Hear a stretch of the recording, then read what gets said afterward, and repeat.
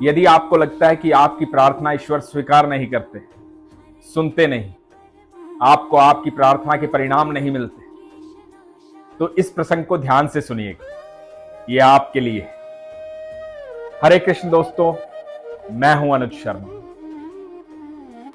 एक बार एक गांव था, उसमें एक किसान रहता था अपने परिवार के साथ। एक छोटी सी बेटी थी उसकी, मुन्नी। एक पत्नी थी।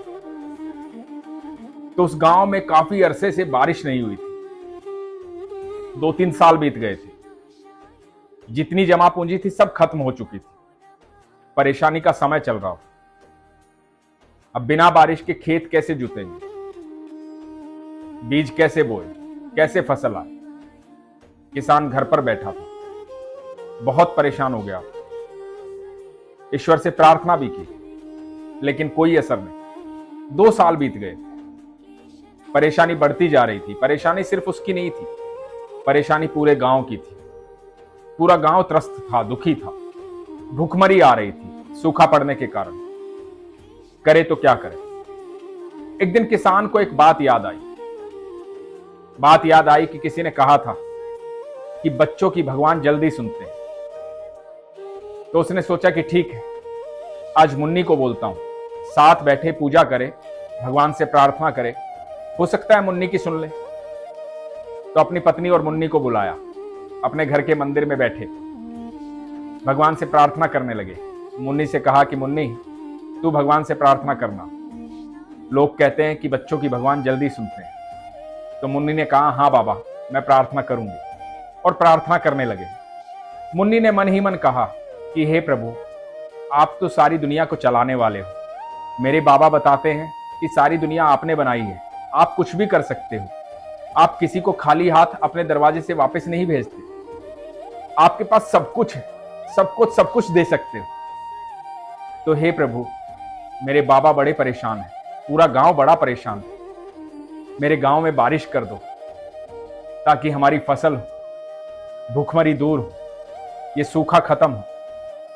बारिश कर दो भगवान, हम सब खुश हो जाएंगे, और ये आप कर सकते हो। ये प्रार्थना मुन्नी ने भगवान से की। प्रार्थना खत्म करने के बाद किसान पत्नी से और बेटी से ये बोला कि मैं बाहर जाकर आता हूं, थोड़ा घूम फिर कर आता हूं, मन बड़ा उदास है, कब तक ये सब चलता रहेगा। किसान बाहर चला गया।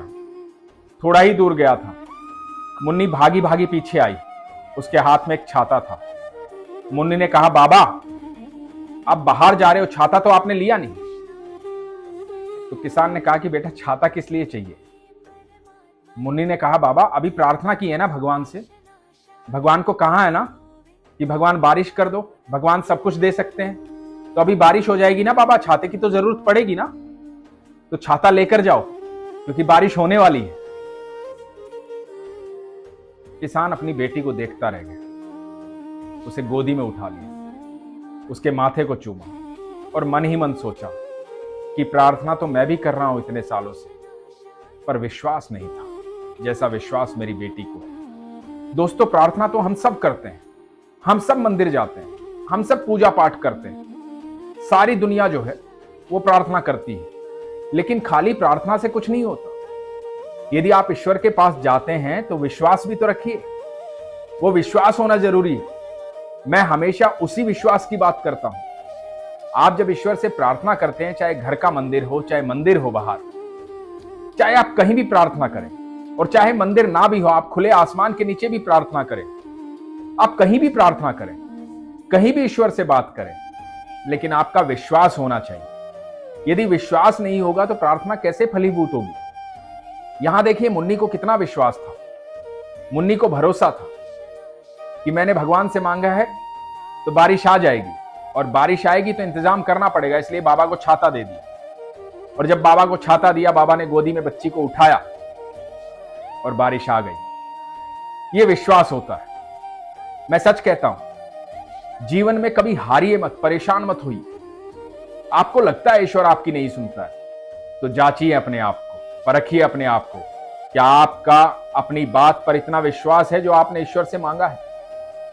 क्या आपके पास वो सारे इंतजाम है कि ईश्वर जब दे देगा तो मैं सही रूप से उस चीज का प्रयोग कर पाऊंगा? क्या आप सोचते हैं ऐसा?